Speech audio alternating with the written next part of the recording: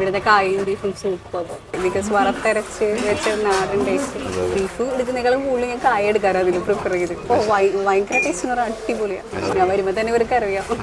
വീട്ടിലത്തെ ഫുഡാണ് കഴിക്കാറുള്ളൂ. പക്ഷേ ഇവിടുന്ന് ഫസ്റ്റ് ടൈം വന്നപ്പോൾ തന്നെ വീട്ടിലത്തെ ഫുഡിൻ്റെ ഫീലിംഗ് നമുക്ക് കിട്ടിയപ്പോൾ തന്നെ അന്നോട്ട് ഒരു ആഴ്ചയിൽ 2-3 തവണയൊക്കെ വന്ന് ഭക്ഷണം കഴിക്കാറുണ്ട്. എനിക്ക് ഇഷ്ടപ്പെട്ടത് ഇവിടുത്തെ കായം ബീഫും ചെമ്മീൻ റോസ്റ്റ്. അപ്പം ഇന്ന് നമ്മളെവിടെയുള്ളത്? ഇന്ന് നമ്മളുള്ള ചാലക്കുടിയിലാണ്. ചാലക്കുടി ഊണ് നല്ല ബീഫും കായും മാങ്ങാക്കറിക്ക് ഭയങ്കര സ്പെഷ്യലാണ് ഇവിടെ. സ്ഥിരം വരുന്ന ആൾക്കാരാണ് ഞങ്ങൾ. 3 ആൾ ഉണ്ടാവാറുണ്ട്. ഇന്ന് ഒരാൾ മിസ്സിംഗ് ആണ്. ചിക്കൻ കൊണ്ടാട്ടം നല്ലതാണ്. മാങ്ങക്കറി എൻ്റെ പേഴ്സണലി എനിക്കിഷ്ടം മാങ്ങക്കറിയാണ്.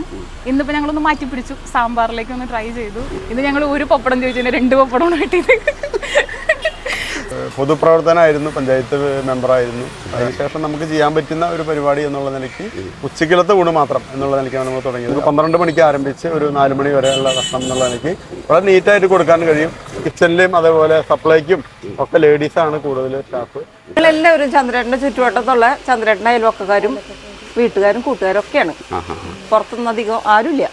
നല്ല മനസ്സോടുകൂടി വയ്ക്കും, അതേപോലെ തന്നെ വിളമ്പി കൊടുക്കും. അപ്പൊ അവർക്കൊരു തൃപ്തി. അങ്ങനെ പറയുന്ന ആൾക്കാരുണ്ട്. ഞങ്ങൾ എല്ലാവരും ഒരുമിച്ച് നിൽക്കണതുകൊണ്ടാണ് ഇങ്ങനെ എത്രയും ഭംഗിയായിട്ട് ഇപ്പൊ നടന്നു പോകണത്. നമ്മുടെ ചാലക്കുടി നോർത്ത് ബസ് സ്റ്റാൻഡിന്റെ തൊട്ട് തന്നെയാണ് റാംബലയിൽ.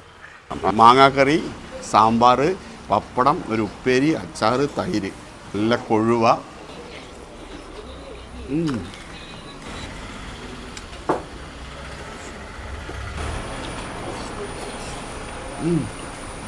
നല്ല വറുത്തരച്ച നാടൻ കോഴി. എന്നൊക്കെ തേങ്ങാക്കൊത്തൊക്കെ ഇഷ്ടം പോലെയാണ്. കുറച്ച് ഗ്രേവി ഒഴിച്ച് കഴിക്കണം അറിയാം അതിൽ. നോക്കി ഓക്കെ.